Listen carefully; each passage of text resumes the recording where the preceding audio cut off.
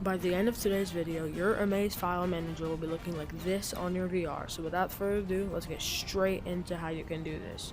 So first, what you're going to do is open your browser, and you're going to type in this link. And you're going to go ahead and scroll down and click download. And once you've downloaded that, you're going to go to your library, and you're going to need to download Mobile VR Station.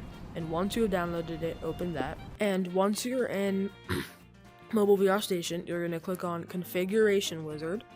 You're going to click on Show All Options. You're going to click on Configure Manage All Files.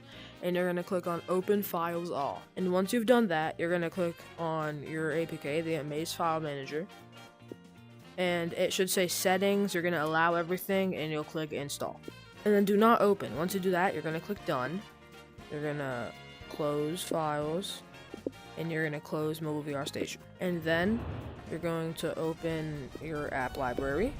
You're going to click on your unknown sources and click on Amaze. And that's it, guys. Thanks for watching, and I'll see you in the next video. Bye, guys.